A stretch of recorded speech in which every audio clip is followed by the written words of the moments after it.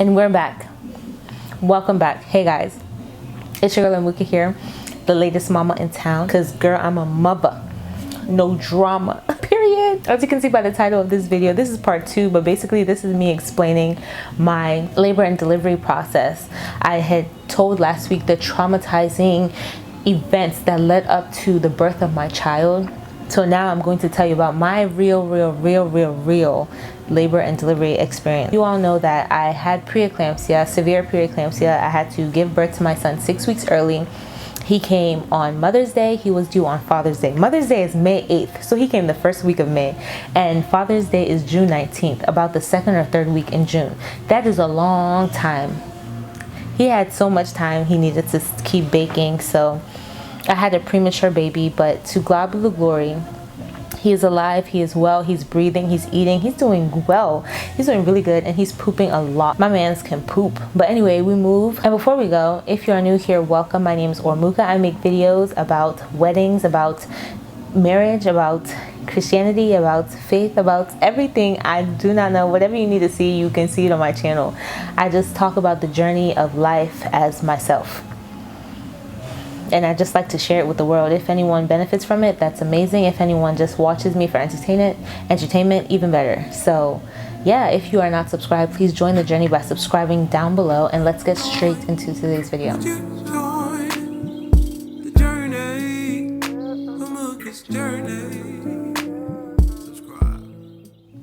Alright, so like I said, you guys know how I had all the events that led up to my delivery. So let's start from now. I have the epidural in.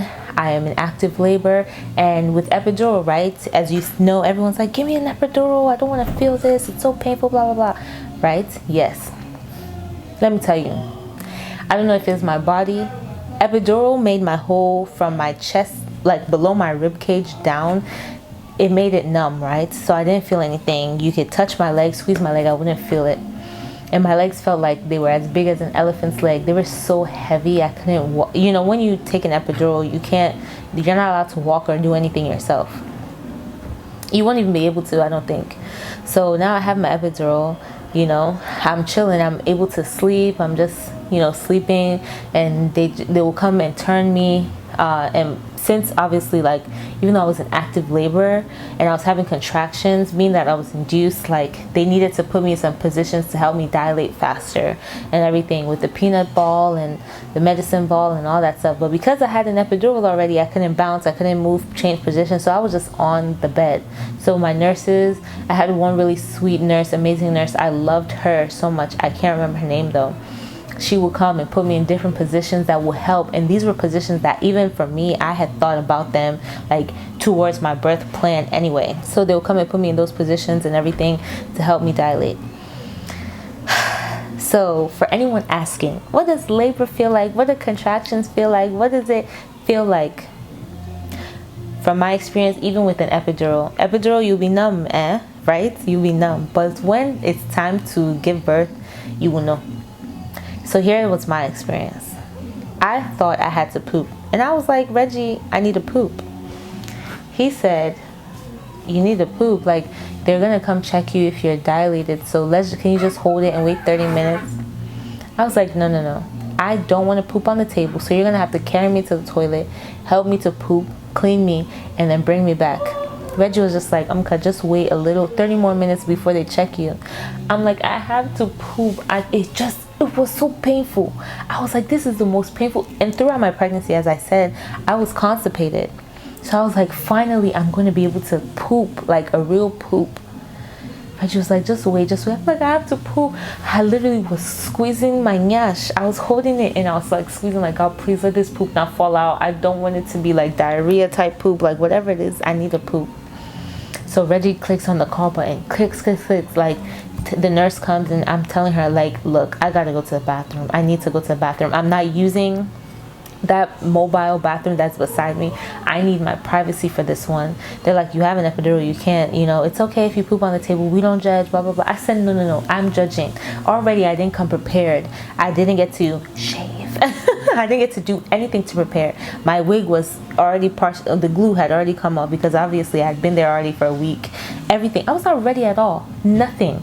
And you're telling me even to just take myself to the bathroom, I can't even do that. I was just like, no. So she's like, okay, it's fine, let me check how dilated you are. She said, you are 10 centimeters dilated. I said, praise God, which was good, but I was like, if I'm 10 centimeters dilated, there's no way I can poop without the baby falling out too. So she was like, you don't have to poop. That is, you're ready to push. And then literally we propped my legs up and she's like, go ahead. They can see it on the monitor when I was getting a contraction. I wasn't really feeling it, but the only thing I was feeling was down there, like in my nyash, in my butt, that I needed to poop. And I go, and she said, once you start feeling that feeling coming again, immediately start pushing. Start pushing. Oh, Jesus Christ. Like, and one thing that's so funny and terrifying is with when you get an epidural, or with even giving birth, I think even if you don't have an epidural, you no longer can eat food. So all I could eat were liquids and like, you know, stuff that are like Jello, yeah, those kind of, they're not food. So you don't even have, you're hungry, because I was hungry. I was not even able to eat real food, and you're telling me only ice, Jello, and all those small things. So I was just like, oh my goodness, I can't even eat and I have no energy, and now you want me to use the last energy I have in my body to push. And I'm like, I can't. So they're trying to teach me how to push and everything, which are things that I had planned to prepare myself for, watching videos, and I had downloaded like videos and stuff like that I'll learn from, to be able to learn breathing techniques and all those stuff. But my time was cut short, and they're telling me you have to push this way, you have to hold your legs like this, and I'm pushing. I'm like, I couldn't. I'm like, I can't. They're like, do a big one. Like the way once she checked me and I was 10 centimeters, because I went from being the whole day I was only 3 centimeters, and then finally later in the evening I got to 6. So they were so scared that I wouldn't dilate enough, you know. They were like, I probably won't dilate. That's why they gave me an epidural, because I was not dilating at all. This was my first child. My cervix was like so tight on everything. They were like, I'm not dilating, I'm not doing all this. So everyone had already set their head that maybe I'll be doing C-section. But glory to God, I didn't have a C-section. So next thing, you know, they check, and I'm already 10 centimeters. Like from, you know, being at 3 for hours, 6 for hours, and then now she thought she would come and see maybe 7 or 8, and then they would come and set up the room. She came and I was 10. Literally, once she came and checked me, like they were checking me like every hour-ish, you know, since I was induced and stuff.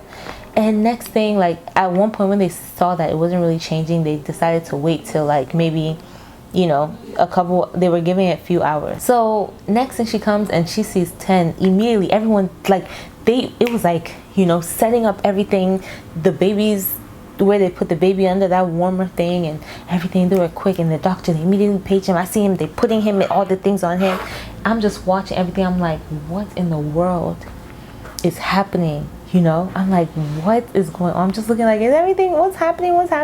They're like, push, you know, you're doing good. And she's holding my legs and saying, and Reggie, I see Reggie's eyes looking like, push, you're doing good and everything. It was just so terrifying. Yeah, so after that part, the doctor came in, and when the doctor was there, the doctor said, hello, Amka, remember me? I'm going to be your doctor, blah, blah. I said, it's not time for talking. I don't have time to be talking to anybody. Let's just do the thing. Like, let's just get this baby out and going. So we start right there, like, okay, push. And literally, when I tell you giving birth, the labor part and the contractions, all of that part is a long part. The pushing part, after like 20 minutes, my baby was here. Like, literally, not even up to. I did a couple pushes. Luckily, these people, they're fast. The nurses and doctors, they're quick. They set up everything quick. And this, I can't do it. And then I'll wait till another big contraction and everything. And sometimes, even when the contraction comes and my body's pushing, I'm too weak. I'm like, you know. And then like the third big push, I pushed and Reggie was like, oh my God, the head, I see the head. I'll show you my baby, don't worry. You see the head that I'm talking about. That, you see this hair? Imagine it on a baby. So Reggie's like, oh my God, I see the head. And I'm like, you're lying, don't you? You see the head? You see the head? I pushed. And then his head came out. And like I said, since my baby was premature and his lungs were, you know, at 34 weeks is when the lungs develop and all that stuff, he was fine. He was perfectly fine. He came out, you know, but he didn't cry. He came out, he was just like, and I'm like, Reggie, is he okay? What is going on? Is he okay? You know, and I'm looking over there. Meanwhile, I still have to give birth to the placenta that was causing my preeclampsia. So I'm looking over there at the baby section, but now here I am, they press my stomach. Oh my God, the way they press your stomach is so painful. It's so painful. I'm not even gonna lie. You know, they do that so that if there's any blood clots or anything, you know, they get it out. But like, and already your stomach feels like waterbed. So they're pressing your stomach. So when you're about to deliver the placenta, once you push it out, my stomach deflated like, I'm not even kidding you. My stomach just, I was even looking like, I thought they said you would still look at least 6 months pregnant. My stomach deflated. I looked still pregnant, but like, I looked more like I gained a whole bunch of weight. My stomach just deflated. Anytime I touched my stomach, it was like a water bed. It was so disgusting. I hated it so much. I was like, I didn't have abs, but I don't know. This one was like too much like that. So after that, they took the baby to the NICU. Reggie followed along with the baby, and here I am, legs still open. They're pressing my stomach to make sure everything is out, and then they stitched me up. And I was like, I had to ask. I didn't care. I looked up and I said, did I tear? He's like, yeah. I said, what kind of tear was it? He was like, like almost a second-degree tear. I'm just like, oh my gosh. But luckily for the epidural, I didn't feel them sewing me, but I kind of was feeling like I was feeling something, but not too much. But for the delivery part, you will feel like, which I get it, and I think that's part of what God wants. Like, even though you get an epidural, you will feel it when it's time to push. I think that in my brain, that's what makes sense, because if you can't feel it when it's time to push, how would you know to push, you know? But I don't know. But the parts, like when it comes to stitching and stuff, you'll be numb and stuff like that. But yeah, so that's what happened. That is what happened. That's how I gave birth. Chai. It was a long 14, almost, I think it was 12 days. It was a long journey. So after I had gave birth, they stayed to monitor me. I had to stay for them to just monitor me and make sure everything, like with my blood, had gone back to normal. Everything with the blood pressure and everything goes back to normal. So I stayed like a day and a half, almost 2 days.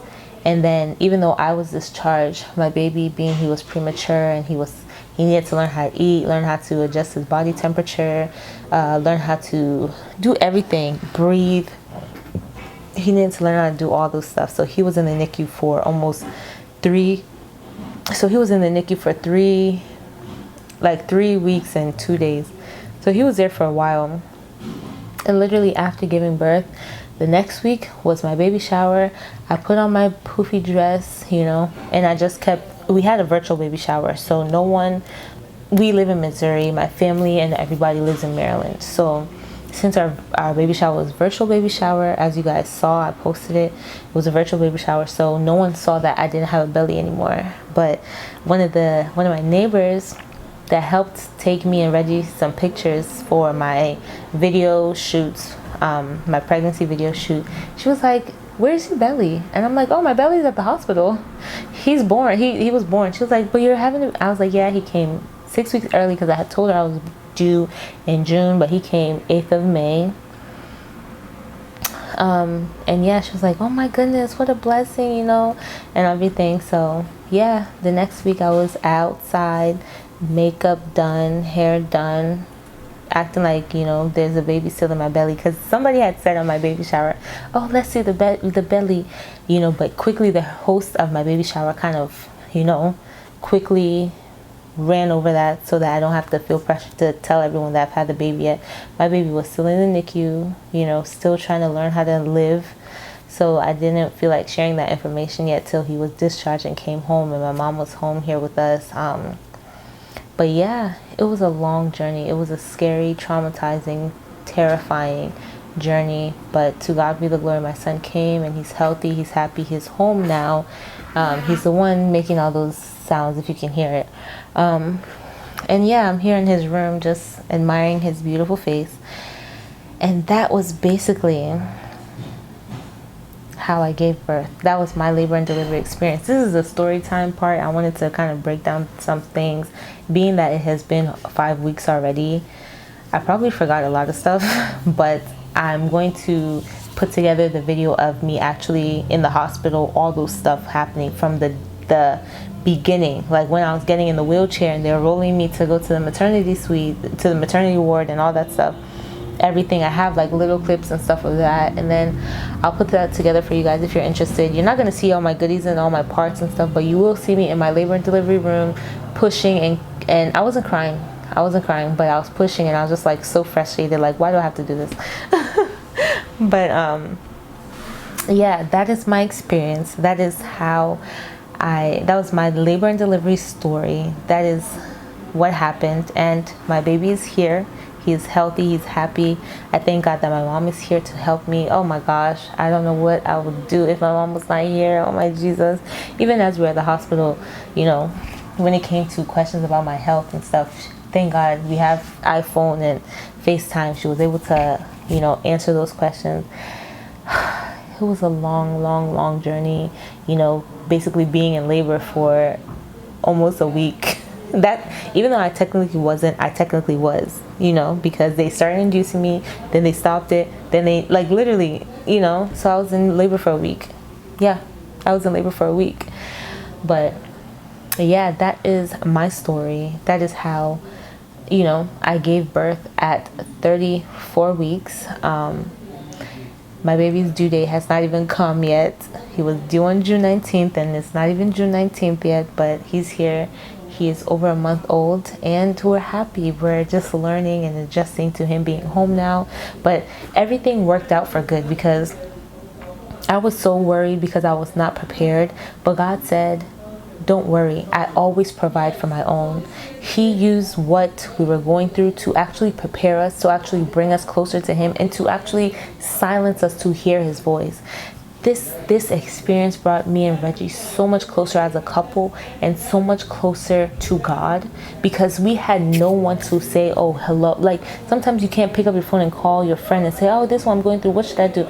You can't pick up your phone to call your mom. No one. This is new to everybody, you know. My mom didn't experience, she had premature babies, yes, the twins, even I was premature, but her experience is not the same as my experience. And even if it was exactly the same, she's in Maryland and I was here in Missouri. You know, there's not really much she could do and everything. And same with Reggie's mom. She was in Ghana, and we're here. Like, no one could just up and leave their life, you know, especially without knowing what is actually going on.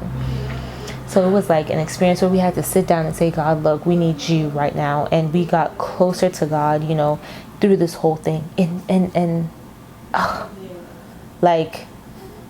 When I tell you, God showed me that I have a godsend of a husband. Like, when the Bible tells husbands to love your wife like Christ loved the church, I saw it in Reggie this time. I'm not trying to inflate his head or, you know, make his head swell or anything, but when I tell you, Reggie showed me a whole different side. I was hopeless. Like, you've put me epidural, I cannot move my legs, I can't get up and run. If the doctors wanted to inject poison inside my veins, I can't do anything about it.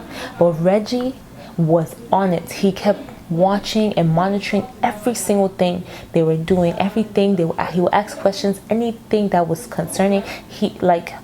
I saw a whole different side.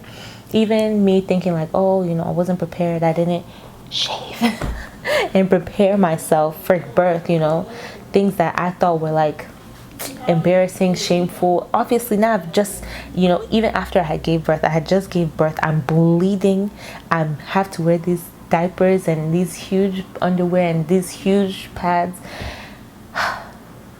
God is so good. Reggie would take off my clothes. He would tell them, the nurses, because if you're on magnesium, you're not allowed to walk to the bathroom. That's why I had a bathroom beside me, a toilet beside me. So I wasn't even allowed to shower. Anyone that knows me, ask my mother, she's here. Anyone that knows me knows that I can't even go a day without showering twice. I love showering. I love the feeling of taking a shower. I get to think while I'm in the shower. That is the kind of person I am. So for me not to even be able to shower and have that time to even cry and talk to God, like most times I pray in the shower and and prepare for my day in the shower, and now you're taking that time away from me because I'm on magnesium and I'll be weak and all that stuff. But Reggie would tell the nurses, like, look, I can take care of her. I'll watch her, I'll hold her, drip on all that stuff. Like, he would take me to the bathroom, he would take off all my clothes, the gown, the everything. He would wash me, like he had my sponge and my soap. He'll wash me. He did my skincare routine. Like, I'm not even kidding. And obviously men never wear pads. They've never, even when they have girlfriends and all that stuff, until you have a daughter that you probably know about pads, tampons, periods, that it actually becomes concerning to you. But this man, he watched the nurses set up how they set up my pad and the underwear and all that stuff with the witch hazel, all those things. He learned how to, with the ice pack, everything. He saw how they did it and followed it and did it and put it on me, put the diaper on, all of that stuff. Like, this man really came through for me, and there's no way, no one else in this life that I could ever do this with, because I felt safe, I felt protected, and just I knew that in this hospital nothing could happen to me because he's here.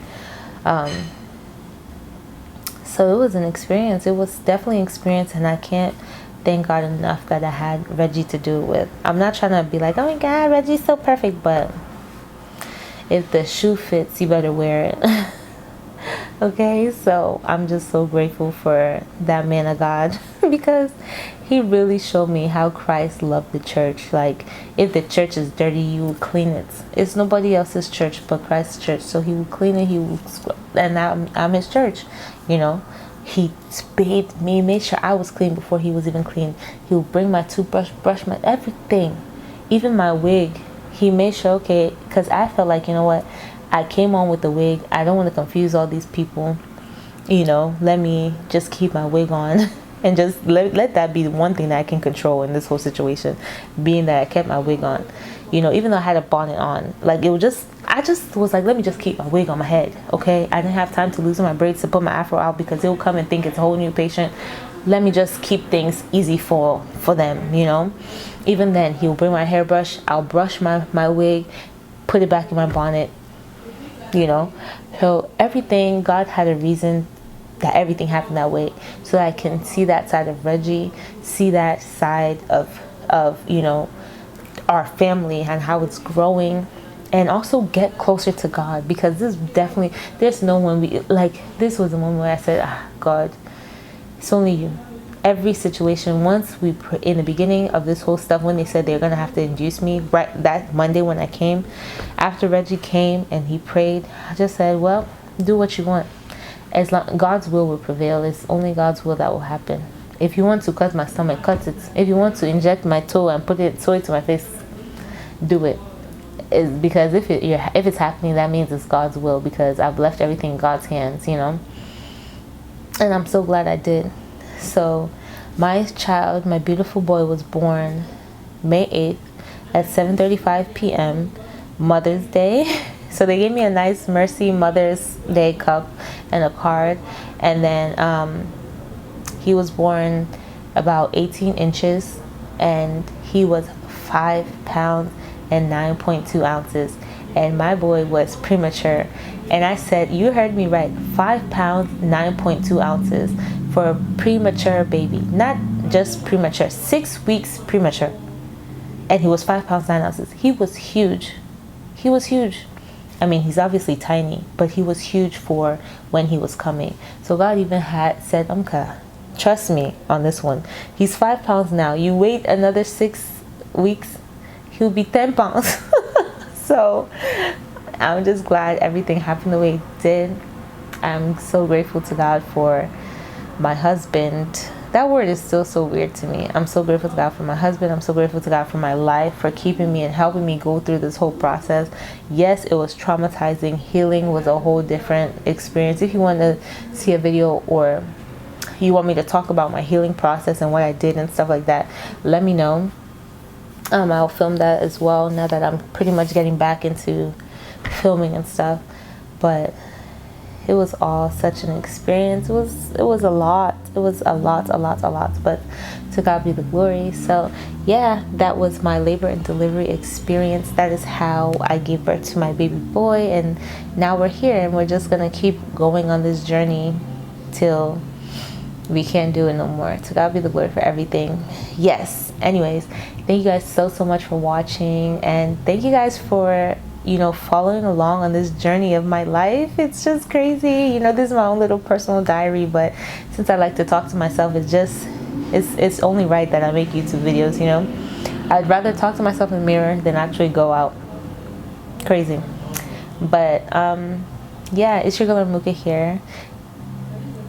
Before I close, do you want to see the baby? Okay, let me show y'all the baby.